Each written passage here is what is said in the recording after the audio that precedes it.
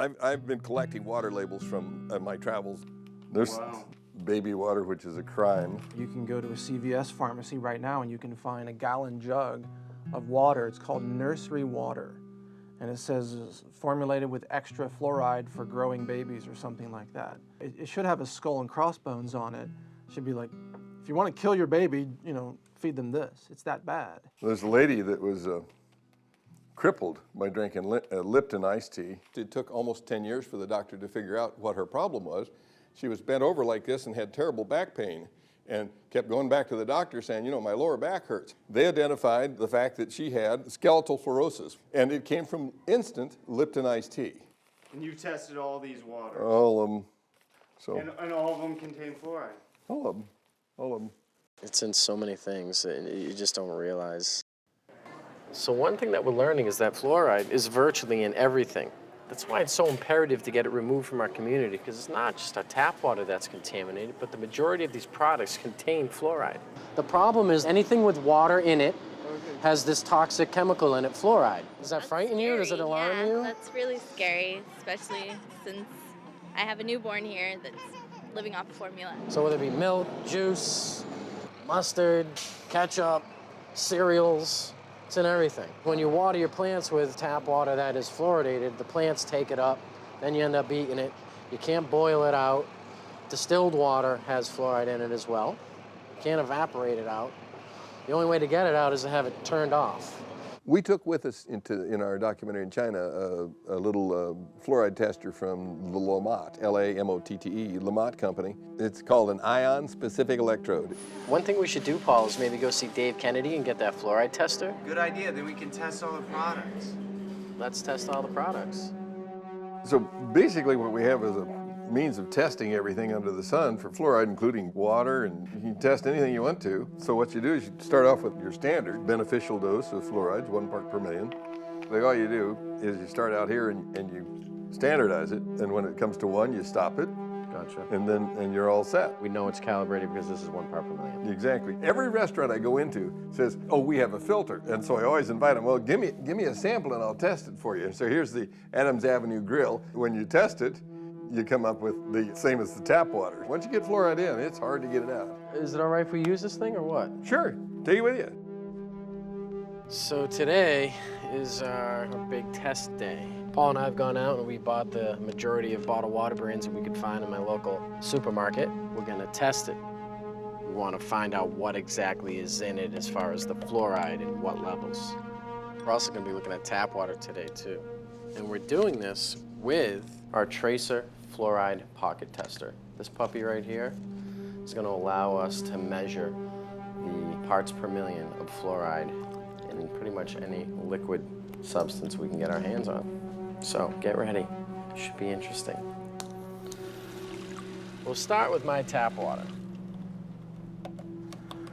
These tablets assist the electrode and the tester to pick up the fluoride traces. All right.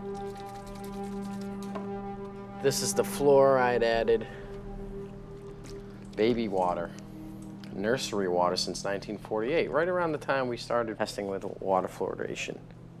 So what really blows me away about this is why would you need to add fluoride to water that already has fluoride in it? But I guess if it's in a bottle of water with a nice little pretty label of Elmo, it's okay to be drinking and ingesting. It's just, what blows me away is where's the poison control number? It should be on every bottle. Did you know that bottled water is not controlled by the government? And guess who does all the research on it? The water companies. The ones making the bottled water, they say this is this is this, da da da. If you want to look at what, chemicals or trace amount of contaminants are in different bottled waters, you have to go on the company's websites and go look up their information. And in some case, they won't even provide it to you. I just picked this up as an example when I was down in Cabo San Lucas a few months ago. And you can see it's a bottled water made by Nestle's. And then if you got really good eyesight and you get your magnifying glass out over here, you can see that it has the elements of calcium, magnesium, sodium, potassium, bicarbonate, and no fluoride in there. That's the deal. And so you can go to Italy, Germany, France, Holland, Denmark, anywhere in the world except America, and pick up a bottle and they'll tell you what's in it. But in America, we'll tell you how much fat there is in it. It's just insane. And you don't have to believe me. Here's San Bernardino from Italy that has bicarbonate, calcio, magnesio, silica. They even tell you how much sand there is in it now. And here's fluoride at 0.06. Here's Primavera from Italy again, and it's got bicarbonate, sulfates, chlorine, calcium, magnesium, sodium, silica, and no fluoride in it. Because they know people don't want to be drinking fluoride. So if you were in Italy or Europe or someplace else where they actually had reasonable labels on their water, they'd tell you what's in it. Here they pretend like it doesn't exist. You can get Poland Springs, and all it does is say is since 1845, our natural spring water has been wonderful and good and all that stuff. And they forgot to mention if there was anything in it. So why don't we tell them that here? We don't tell them that here because we want to sell them tap water in plastic. We're gonna try calling all these bottled water companies, and supposedly they will release whether or not they're adding fluoride to their bottled water. Fiji Water Consumer Affairs. Hi, I'm just trying to figure out what levels of fluoride are present in Fiji's water. Okay, we do have some naturally occurring fluoride. It's about 0.26 milligrams per liter.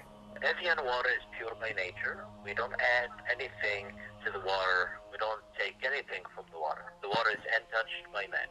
The fluoride level on the Arrowhead Mountain spring water fluctuates between no detected to up to 1.3 milligrams per liter. This is naturally occurring at the springs, is no man added. All right, thanks so much, Marie. Have a nice day, sir. You too. Bye-bye. Bye-bye. Reading that script, huh? They're all saying it's that level at the spring. How can those levels be natural? One thing that people really don't understand is, their argument might be, well, I don't drink tap water, or I don't drink any of these brands, or I only drink distilled water. Well, do you cook with it? Because if you're cooking with tap, it's getting right into your food. Do you drink orange juice, or milk, or Gatorade? How about Coca-Cola? Anything. You gotta realize the water in all these products is just as contaminated. So you can't get away from it. Even if it's organic orange juice, the water is treated with fluoride, and there are gonna be trace levels present. So there is no getting away from it. And the only way of getting away is to have it removed. It's toxic on all levels, regardless of the amounts. It's just not supposed to be there. We get enough fluoride from our dental products, whether it's brushing our teeth with fluoridated toothpaste or using a mouth rinse with fluoride. The amount that we're swallowing when we rinse our teeth or brush our teeth is enough, more than enough.